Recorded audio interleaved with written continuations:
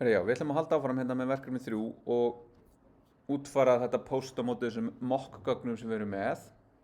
Síðan ætlum við að gera kannski bara delete, það er svona tiltölulega einfalt og svo ætlum við að setja upp tengingu við Prisma.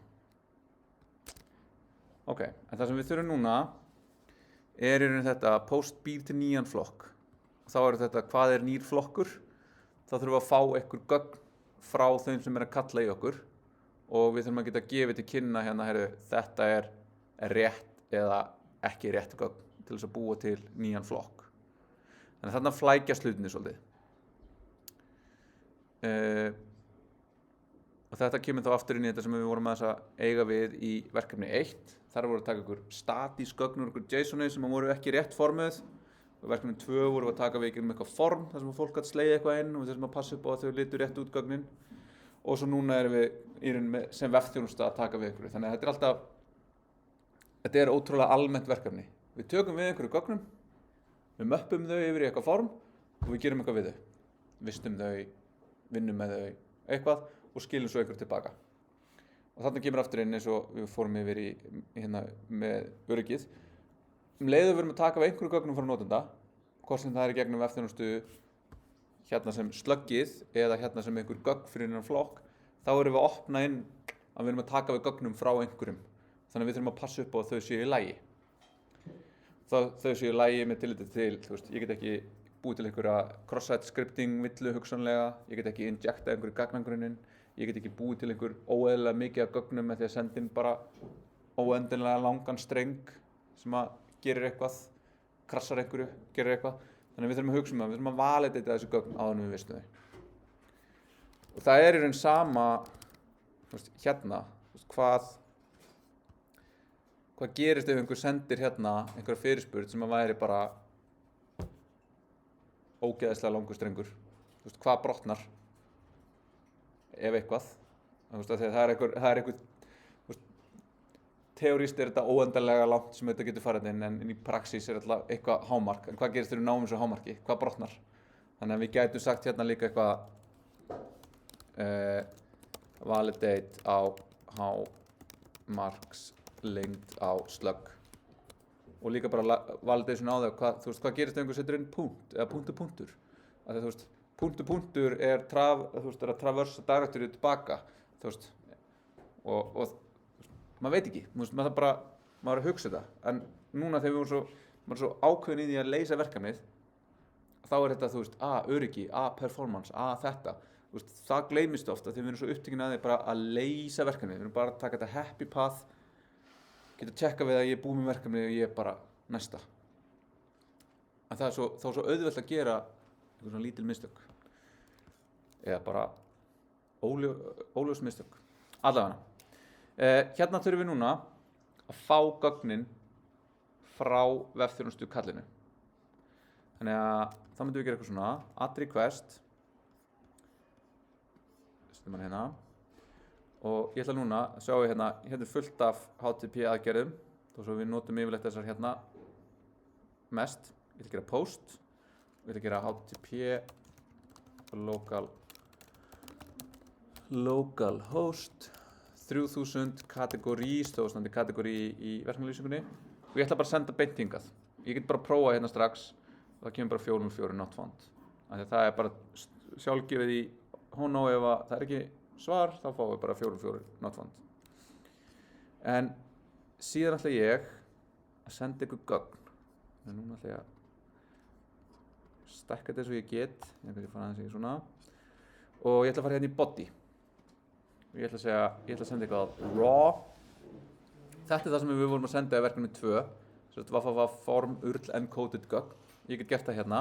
Þá fæ ég bara svona key value innsetningu, þannig ég get sagt hérna foo bar og svo get ég gert send og þá var eitthvað send hérna en hann reyndar ekki ljóst hvernig ég get séð hvað var send.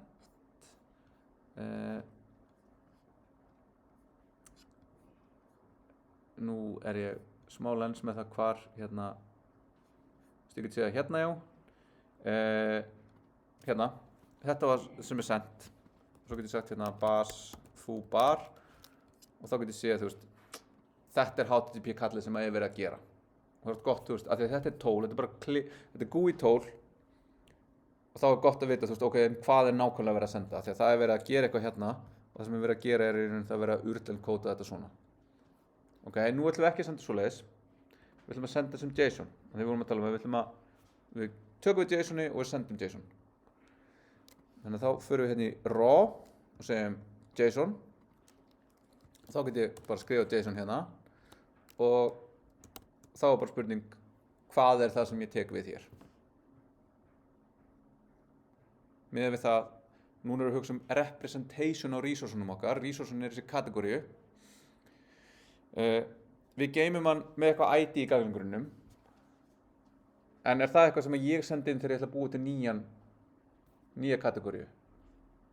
Á ég sem sá sem að biðja að búa til nýtt, á ég að útdeila ID-inu eða er það eitthvað sem internal og raun og veru bara útfærslu atriði? Já, ok. Á ég þá að gefa title?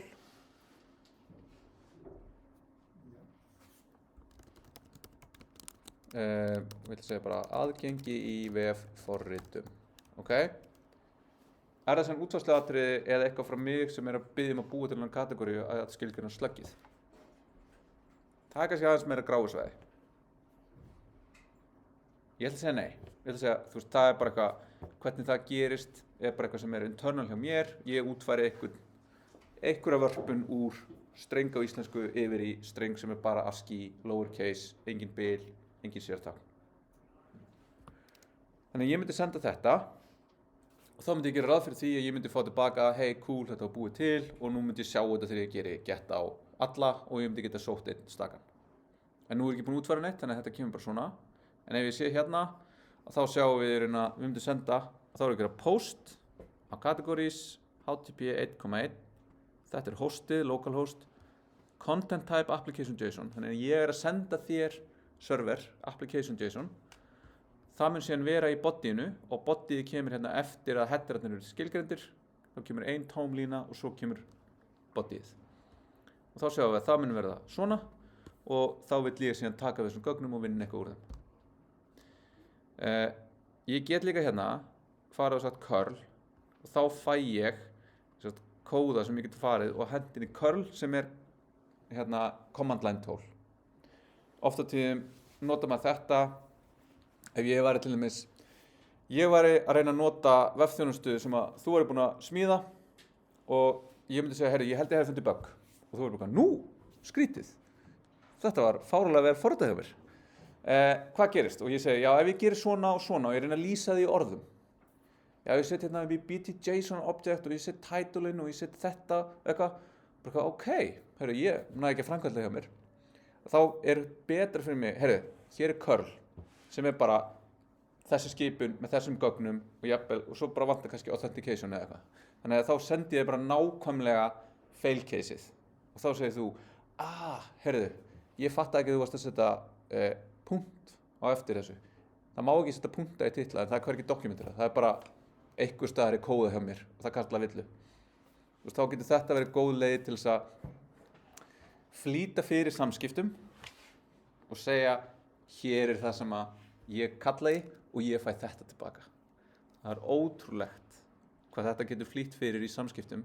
Sérstaklega verið að gera þetta við Slack eða tölvupóst og það hefur verið margir þræðir af e-mailum sem voru síðan leystir með því að segja, já, herri, ok, hér er bara curlið sem ég er að gera og hér er það sem ég fæ tilbaka. Og bara eitthvað, já, ég var að gera ráð fyrir að og það var bara eitthvað, einmitt. Og ég vissi það ekki, það var hvergi skjálað. Þannig að heimspeki og samskipti, það er hérna rauður þráður. En nú erum við komið hérna, þannig ég ætla að vista þetta og ég ætla að gefa þessu eitthvað heiti hérna, þannig að lokum þessu þannig post categories. Og sjá líka, það er að safna saman svona eitthvað af testum hérna. Þannig að þú veist, hérna er ég að búa til, þú veist, ég er búinn að búa til svona einhvers konar samansafn af requestum sem ég er að nota og postmann sem held ég komið með hérna, ég get gert eitthvað og þá getur búið með þess að til documentation út frá þessum dæmum til þess að geta síðan deilt með einhverjum. Þannig að segja, hei, þú ert að fara að nota vefþjónustunni mína, þú ert fyrsti sem er að nota hana eitthvað, hérna eru þú veist test casein mín. Þetta getur kannski hjálpað að komast á stað og sjá hvernig gögnin eiga að flæða á milli. Og ofta er þetta bara eitthvað, hei, hér er vefþjónusta, gangi ég vel.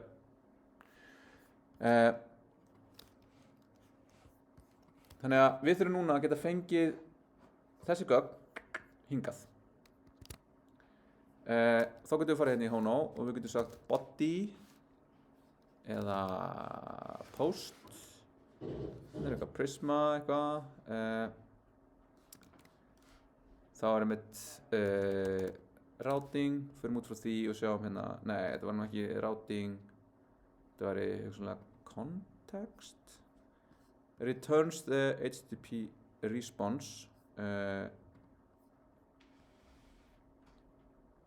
þetta er öfugt, við viljum fá í raun það sem kemur inn, þannig að við viljum fá í raun í requestinu, request, Hono request, ok, við erum komin hérna query, ok, nú erum við komin hérna á réttan stað, ok, JSON, parse the request body of the type application JSON, ok, þetta er það sem við viljum, en þá getum við sagt hérna, ok, body er await af C, kontekstinu okkar, requestinu, JSON. Ok, hvað hérna, af hverju er að wait hérna?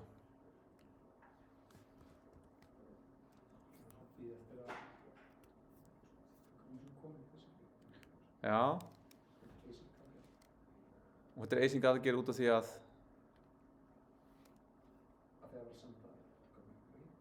nei, út af því að JSON.parse fallið er async og þess vegna í raun smitast það út í þetta sem er allt í lagi, en ég held samt að JSON sé í langt flestum útfærslum er það sem sagt blocking, þú veist, það bara parsar, það er ekki sett á nýjan þráð og parsað, sem er samt galli að því að ef ég sendi 100 GB af JSON-i og það er síðan JSON parse á það, þá mun bara JSON parserinn taka 100 GB og setja það í minni á vél sem er kannski bara með 16 GB í vinni og þá bara fyrir maður að setja eitthvað á disk, hún fyrir að page á disk og þá diskurinn er nú stór og þá fyrir að þrassa og þá krassa serverinn.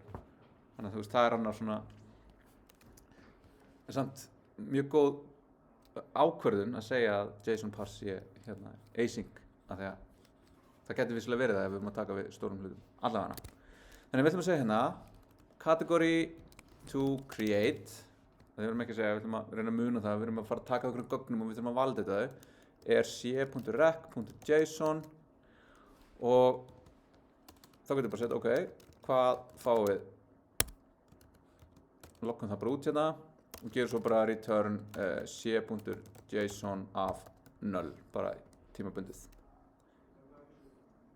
Ok, og postum could not send request, nú er ég alveg búinn með plossi hérna. Hvert fór terminalið mitt? Það er hérna unexpected end of JSON input.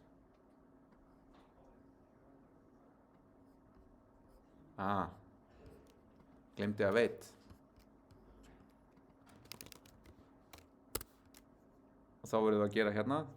Núna er þetta í raun ekki í async, þannig að þá þurfum við að merkja þetta sem async og þá verður í raun return gildið á þessu hérna falli að promise af null eða response sem var hann sem við sáum á hann og að villa í þessu. Ok, við sendum, ok, við fáum hérna status, ok, body, við fáum 0 og 200 ok og við sjáum hérna við logguðum út aðgengi í webforritum. Þannig að núna erum við að sjá, við getum tekið við gögnum og ég geti sagt hérna foo bar og ég fæ þetta. Ég geti sagt bas 0 og eitthvað. Þannig að töff, en svo ger ég hérna komma og þá fæ ég villu. Þannig að þá segir ég núna internal server error, en er það rétt? 500 villa 5xx villurnar eru sem sagt ég sem server, nú ég í hlutverki serversins, ég gerði mistök 4xx villur eru þú sem kallaðir í mig gerði mistök hvað rétt að gera hér? Bara breyta hvaðan statsin Bara ekki að breyta statsin Jú, ætti þetta ekki að vera 400 villa þú gerði mistök, þú sendir mér ekki gilt JSON þannig að þá komum við hérna, ok þannig að þá þurfum við að setja eitthvað svona try hérna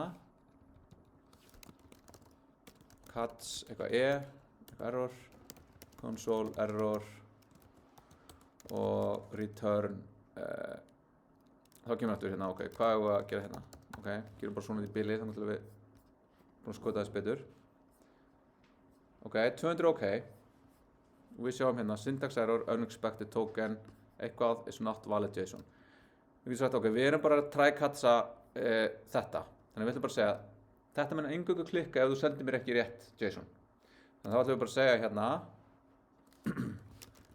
error invalid JSON og 400 þá fáum við hérna bad request the request cannot be fulfilled due to bad syntax þetta er ekkert annað en bad syntax og þá erum við búin að við erum ennþá að logga villuna en þá getur verið, þú veist, viljum við jafnvel vera að logga þetta viljum við bara, þú veist, gerum þetta bara svona til þess að byrja með þá getur kemur einhver og bankar upp og segir ég er búin að vera að nota vefþjónustuna hérna alltaf á miðnætti þegar ég kalli hana þá kemur villa fyrir í 10. skipti og þá ertu hvergi að logga það, ekki að monitora það og þá er við komandi að senda inn eitthvað malformed JSON fattar það ekki sjálfur, þú ert ekki að logga og það þarf að debugga þarna og finna út úr því þannig að það gæti verið betra að logga þetta og þess að geta rakið einhverja hluti sem kom upp en ekki í bili nú ætlum við bara að segja svona þannig að þá erum við bara góð hérna og núna erum við bara eitthvað serverinn okkar bara, hann keyrir alveg sama krassar ekkert, engar 500 villur þú eru bara að senda mér rétt JSON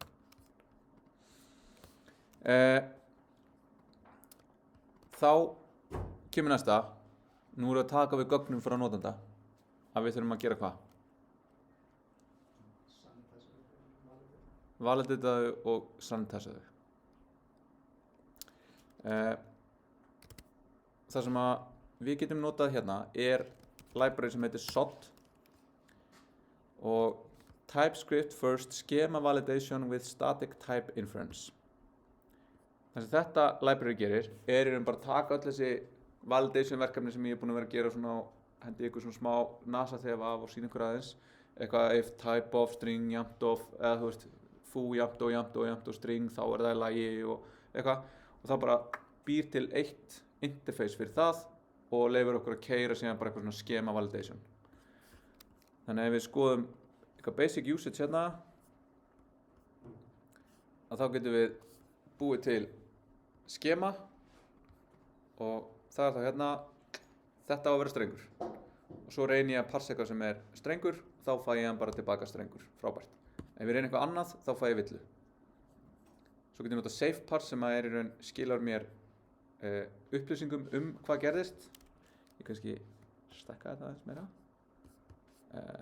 hérna og já og svo er náttúrulega blessað hvað er þetta akkur vill allt vera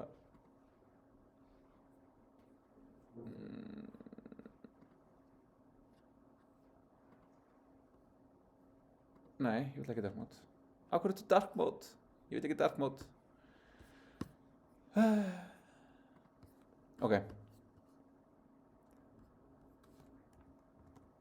og þá fæ ég í raun bara er þetta í lagi eða ekki og svo getum við búið til object sem er hérna með eitthvað username og þá get ég hérna parsa það og svo get ég jafnvel fengið típuna mína út frá þessu þannig núna ætla ég að sækja SOT og ég ætla að búa til í raun skema fyrir kategóriuna mína ég ætla að segja þá yarn add SOT ok og svo ætla ég að fara hérna í categories og ég ætla að segja const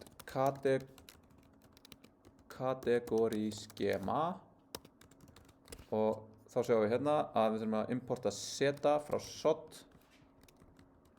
og svo þurfum við að gera eitthvað svona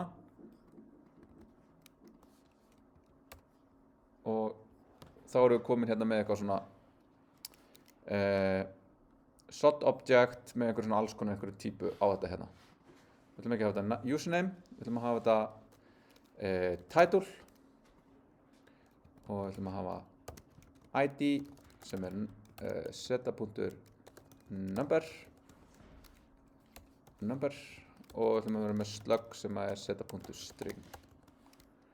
Og svo ætlum við að taka þetta hérna og við ætlum í raun að införa þetta út frá þessu hérna því að nú erum við í raun að representa sama hlutin en annað sem sagt þetta verður kóði af því þetta er kóðið sem við viljum keyra. Nú erum við ekki lengur bara að hugsa típu sem eitthvað metadata það hvernig típurnar í forritinu okkar eru, heldur erum við með þetta sem skema, við erum með þetta sem hlut sem ætlar að skilgreina hvernig þetta lítur út og hvernig þetta hagar sér. Og þetta þarf alltaf að vera kóðið sem getur keyrt. En við getum svona notað þetta infer hérna til þess að fá típuna fyrir þetta. Þannig ég get sagt það svona. Og þá sé ég hérna að kategóri verður þetta og í raun allt hérna er í lagi. Ef ég setjum svona, þá allt í raun verður þetta hérna ekki í lagi út af því að þetta er eitthvað title x. Þannig að þarna erum við að nota í raun TypeScript til að hjálpa okkur í gegnum nokkur lög í forritinu okkar. En, svo getum við sagt hérna, ok, ég er með title, það á ekki bara að vera strengur, heldur hvað meira getum við sagt um title? Má title vera tómistrengurinn? Þannig að það getum við sagt hérna, min, hvað er lágmarkið? 3 stafir, 4 stafir, 3 stafir, þá getum við sagt message, title must be at least 3 letters. Nú erum við búin að kóða ekki bara þessi strengur, heldur liggur á lágmark. Og hvað er þá, liggur rétt, svona beinast við að gera líka? Hámark. Þá getur við sett max. Hvað er það? 1024, veldi af 2, mjög falleg tala. Title must be at most 1024 letters. Þannig að núna erum við búin að segja meira en strengur. Og svo erum við með tölu, þetta verður að vera heiltala. Hún verður að vera undir 100 en yfir 5. Þú veist, við getum notað sod í þetta til að búa til mjög flókin skemu. Og þá erum við búin að encapsulata allt validationið okkar og skema okkar í bara einum svona object. Þannig að núna getum við bara tekið þetta, við getum tekið einhver gögn og borðið saman við þetta og sod segir mér bara eitthvað, þetta er í lagi, þetta er ekki í lagi. Og svo ef þetta er ekki í lagi, þá getur bara fengið lista af því sem er ekki í lagi og hendi í andlitið á þeim sem er að reyna að gera eitthvað vitlaust og sagt, þetta er vitlaust, laga það.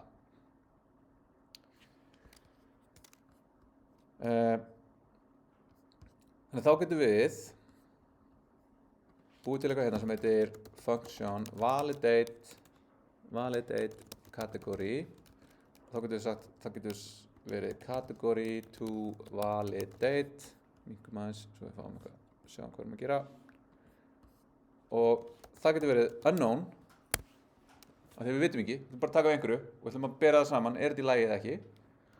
Og þá er síðan spurning, hvað gerir þetta? En við vitum allavega að við viljum nota sod, þá fyrir við aftur hérna bara í sóla beint í andlitið. Og þá ætlum við að nota þetta hérna, því við viljum ekki vera að díla við að þetta þrói, þess vegna er þetta safe, það er oft kallað safe þegar það bara þróar ekki.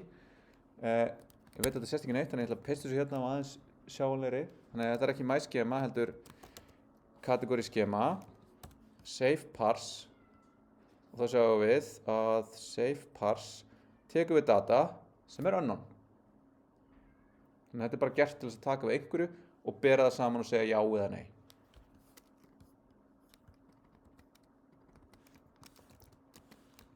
Const result og svo sjáum við hérna, nú þurfum við að fara að ákveða okkur hverju ætlar þetta að skila. If result success, hvað viljum við gera þá? Eða er result success bara no? Það er ekki að detta í þessa hérna grifju. Við getum bara return result success. Ok? Þá getum við farið hér og við getum sagt nú á að búa til einhvern gaur hér. En við erum búin að díla við að við fengum vitlaust JSON. Nú ætlum við að sjá hvort að JSON er rétt formað sem JSON, syntaxin er í lagi, en er semantíkin, er þetta rétt gögn sem er verið að senda okkur. Valid category jafnt og validate category af category to create. Já, við þurfum að laga þetta scopinglega séð, svona. Þetta verður any, þetta hérna skilar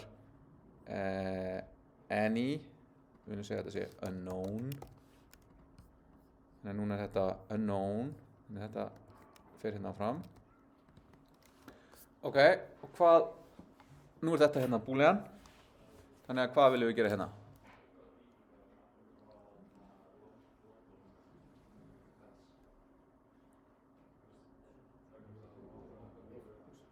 If? Ef það er true þá viljum við gera eitthvað. Mjög oft svona, finnst maður að gera eitthvað svona return early. Þannig að ef þetta er ekki valid category, þá viljum við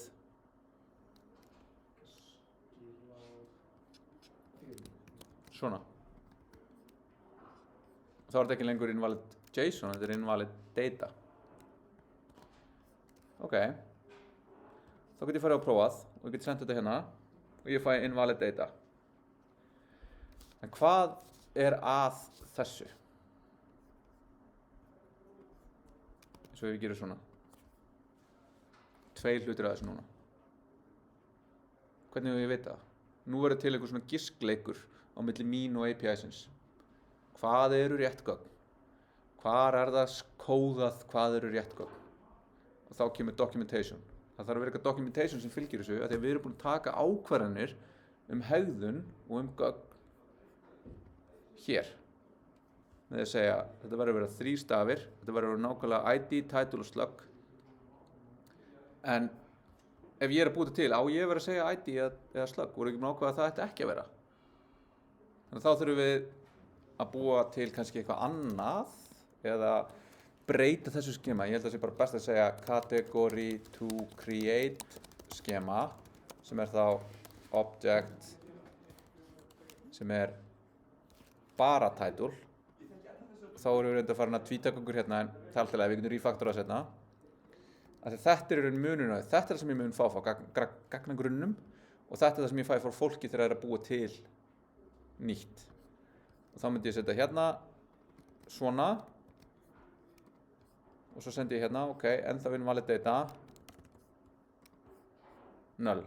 En nú er þetta í lagi út af því að, þú veist, við erum bara búin að segja að það á bara að vera title í þessu. Við erum hins vegar með eitthvað meira af gögnum, þurfum ekki að leysa það núna. En þetta hérna allavega er núna ok. Og þá getum við staðfest hérna a invalid data. Við getum samt gert betur.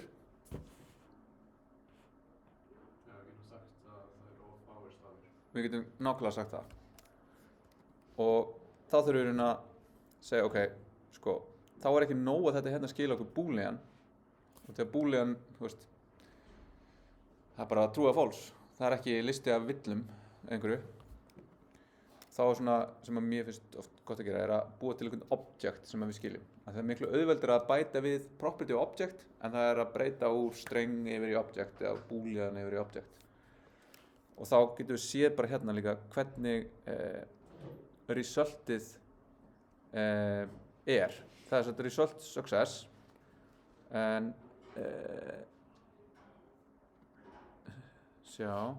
sko, if not result success og þá er result.error og það sem að þetta hérna skilar safe parse kemur þetta ekkert sérstaklega vel fram hérna, en ef við förum inn í þessa típu hérna að þetta sést ekki nógu vel hérna, en það sem hún að skila hérna er eitthvað sem heitir discriminated union. Þannig að þetta eru hérna samengi, union í íslensku. Þetta er union af tveimur mögulegum útkomum. Annarkvort success eða error. Ef það er success, þá er success true. Ef það er error, þá er success false. Þannig að typing kerfi virkar þannig að það sér, ok, ef að success er true, þá veit ég er í þessu hérna. Ég er að skila þessu hérna mengi. Ef að success er false, þá er ég að skila error menginu. Og þá getur það verið discriminated, að þá discriminator yfir í að segja error er þá sod error, en ef það er ekki error, þá er það data sem er með output og þá er error aldrei skilgreind. Þannig að við erum búin að skilgreina hlut sem að út frá því eitthvað success er true eða false, þá fæ ég annarkvort gögn eða villu. Þannig að við getum í raun gert slíkt þið sama og við getum sagt eða við getum bara gert return result og fært þetta til í kóðunum okkar, tekið afstöðu til þess hérna. Þá þurfum við að breyta þessu hérna. Þetta hérna er allt í lagi ennþá að því að þetta verður alltaf false út af því að valid category verður núna alltaf object sem er alltaf truthy. Þannig að ekki success og þá getum við fengið error og þá getum við sagt errors sem er kannski ekki svakalega gott. Valid category .error. Þá getum við farið hérna, sent þetta inn og þá fáum við hérna errors, issues, code, too small, minimum 3, type string, inclusive true. Þannig að við erum að fá svolítið mikið af gögnum, þannig að hugsanlega myndum við vilja fjarlægja eitthvað af þessum gögnum og gera eitthvað áður en að við sendum þetta til notandans. Og þá erum við með hérna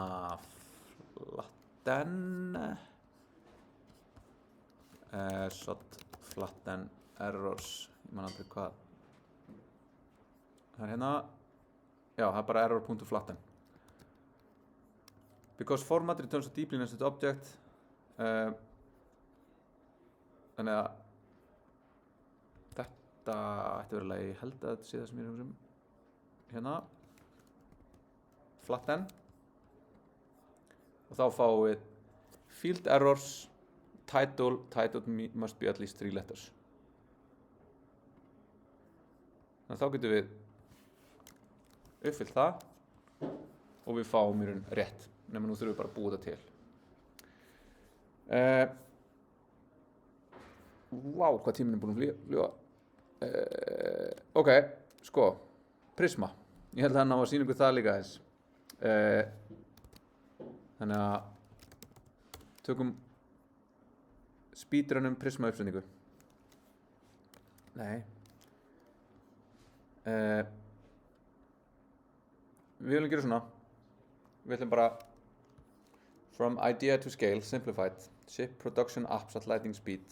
Þetta er svona oft, þetta byrjaði sem startup sem var bara eitthvað svona, hey, það er ógeðslega mikið vesen að managea Postgres grunn og MongoDB grunn og svona grunn í sama projektinu. Hvað ef við búum bara til eitthvað tól sem að abstraktar þetta í eitt skema sem síðan bara bak við tjöldu gerir við þetta. Svo komist þér að því að getur ekki grætt pening á því. Þetta er bara eitthvað open source tool og þú veist, þú átt bara eitthvað ákveð mikið budget og þá bara Þannig nú eru þau komið með eitthvað svona eins og flest að þú fær einhverja hýsingu, þú fær eitthvað svona frá þeim. En við viljum bara nota open source tólið þeirra, þannig við ætlum að gera þetta. Og þá ætlum við að installa Prisma.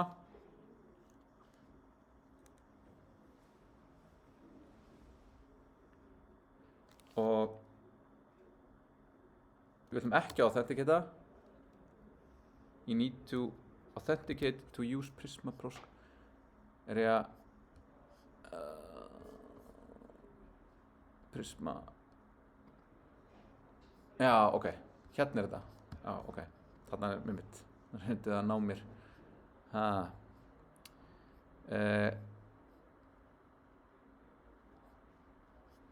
Byrju nú við. Já, við viljum bara fá Prisma. Þannig að yarn at Prisma. Ok, við erum búin að setja það upp og nú viljum við gera mpx Prisma init og við ætlum ekki að vera með SQLite. Við ætlum að vera með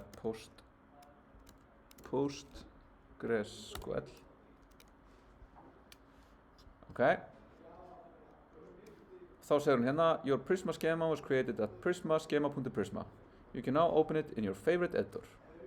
Ok, og svo hérna passaði að setja env, af því að nú kemur aftur hérna set the database URL in the env file. Þannig að Prisma nota líka database URL sem er svona de facto standard í því hvernig við skilgreinum tengistrengi við gagnagrunna í env fælnu. Og svo bara eitthvað, if your database has no tables yet, read hérna getting started. Ef við værum með gagnagrunn og við erum búin að skilgreina bara út frá verkefni 2 til dæmis, þá getum við sagt db-pool og þá les Prisma metadata gögnin úr Postgres og býr til skema út frá því, eða við getum gert það hinum meginn frá, við getum búið til skema hjá okkur og búið til gagnagrunn út frá skemanu. Við ætlum að gera það og ég ætla að fara hérna í Prisma, schema.prisma og ég ætla að fara hér og taka eitthvað bara svona og gera model categories, þeir ætla að vera með ID, int og þá sjáum við hérna að við erum með sem sagt svona sér DSL, Domain Specific Language sem að Prisma er búið að búa til og það domainið eru gagnagrunnar og það er búið til einhverjum svona típur sem að út frá þessu, kannski betra að taka allt dæmi hérna að þetta hérna model er að búa til user og userinn á sér eitthvað ID sem er bara auðkenni sem er bara eins og við höfum verið að nota. Þetta er bara einhver hlaupandi tala frá einum og upp úr, heiltala, með eitthvað e-mail sem verður að vera unique, með name sem er optional strengur og er síðan með eitthvað relation hérna sem er fylki af posts. Og þá sjáum við hérna string spurningamerki, þó svo þetta sé stórt S, þá er svona spurningamerkið, þú veist, þetta er sami syntax sem nú er í TypeScript. Þannig að þetta er allt svona, fólk er að reyna að herma og gera þetta svona, þannig að þetta sé svolítið svona skiljanlegt. Sama hérna, array af posts, sem er þá að segja að post á sig síðan author relation, og þá sjáum við hérna, author er user, relationið er fields, author ID, og það references ID. Þannig að þarna er í raun búið að búa til almenna leið til að skilgreina foreign key samband á milli tveggja tafla.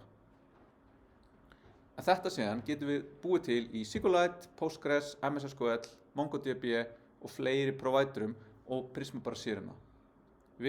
Eina sem við þurfum að læra er hvernig Prisma býr til syntaxinn.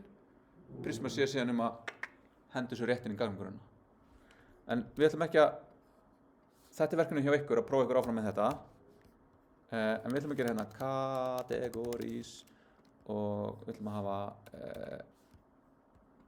title sem er string og er unique og slug sem er string sem er unique. Svo þurfum við að fara í env og hérna er eitthvað svona, þetta ætlar að vera vf2 2025 vaf3 unnið í tema og svolítið chaotic hérna. Nei. Create db. Ok, ég er búinn að búa til gagnagrunnin. Postgres, ok, ég ætla að vera bara Postgres. Svona. Svo er ég munið hérna, fara í þetta. Ok, env er ekki, ég er ekki búinn að þess að checka þetta inn, ég er að munið það. Svo þá sendi ég ykkur þetta á eftir, þú veist að þið fáið allt íbúið. Vistum þetta, hérna sjáum við, ok, Postgres, database URL, cool. Og svo vantar okkur einhver hérna, ég ætla að opna documentationið. Get started. Ok, eitthvað hérna. Fann að þekkja fílinn. New database. Við förum hérna, ok. Connect your database. Ok, við erum komið þetta. Using Prisma migrate. migrate er þegar við erum búin að gefa út eitthvað skema og við ætlum að gera breytingar á því. Við þurfum ekki að spá í því núna en þú veist, það er alveg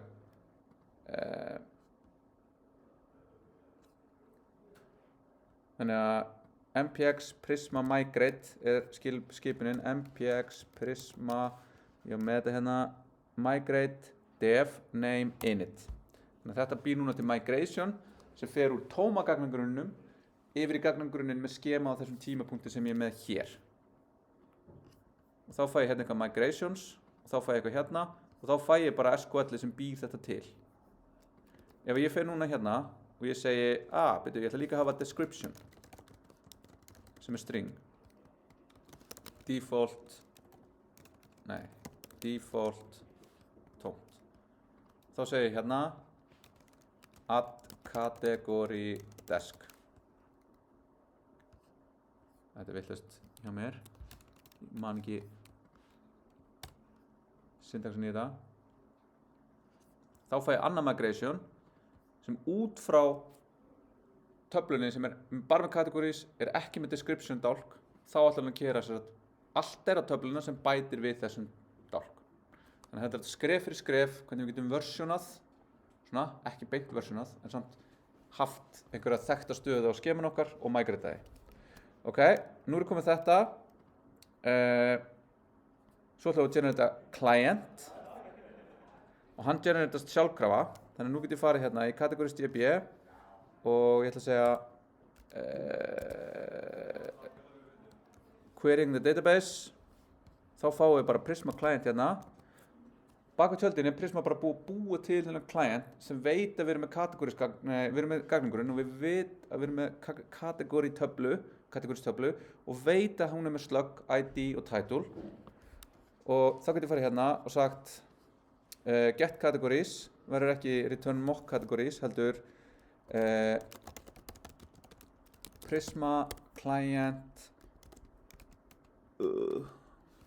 nei, ég ætla að fá hérna já, sorry, þetta þarf að vera svona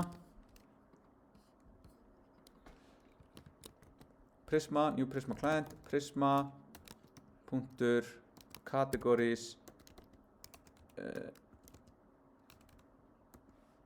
all, nei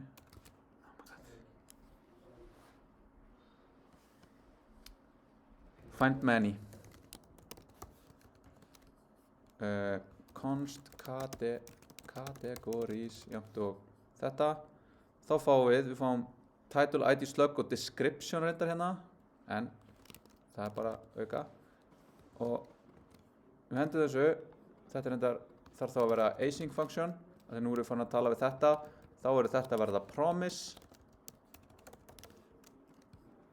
og sjáum við hérna við skilgrindum þetta í gagnagrunnum okkar út frá þessu skema okkar matchar við típuna sem við erum búin að búa til hér og típunar okkar bara flæði í gegn það eru bara réttar ef ég hefði kallað þetta hérna name þá hefði þetta ekki verið lægi þá hefði hann sagt hey, name og title það er ekki rétt þannig að þarna erum við búin að byggja type safety í alla hérna pipelineið okkar ok þannig að nú gerum við þetta og nú getum við fara aftur hér í þetta er Postman, já get categories en það er ekkert þarna byrjum við, jú okkur erum við að skila object, get categories þannig að við ætlum núna að svindla og segja prisma punktur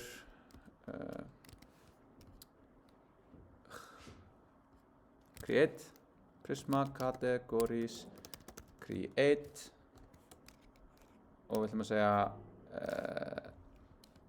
búum bara til mock categories 0 nei, fyrir þetta er ekki svona þetta er data svona þá segir hún description is missing það voru mistök að bæta þessu description ég get ekki gert það hérna ok, sorry svindlum við hérna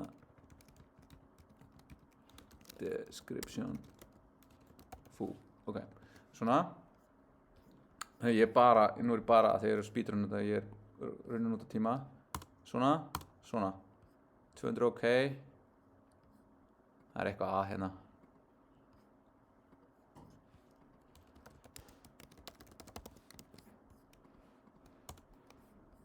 Tómistrengurinn. Wait.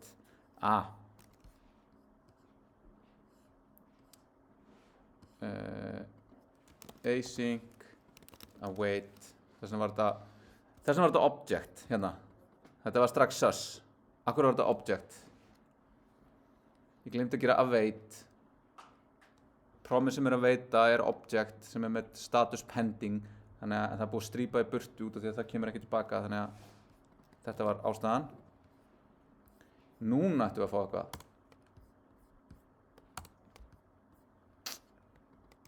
Get categories.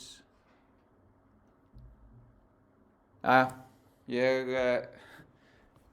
skal útfæra þetta og checka þetta inn á eftir og senda ykkur þá þegar ég sendi tilkynninguna því ég er runnin út á tíma, því miður að þá skal ég gera þannig að posti virki þar sem maður bara tekur titilin og setur á inn að þið þurfum svona að klára restina. Setur bara hardcore allt hitt inn. En nú ætla ég að checka inn það sem ég kom með núna, svo kem ég með annað check-in þar sem að verður í raun þetta sem að ég skulda ykkur og ég mun senda ykkur í postinu eftir. Hér er íbúið og hér er committið þar sem ég bæti við sérstaklega post sem að lagar þetta hérna því að við erum runnin út tíma. Sorry. En annars bara, takk í dag.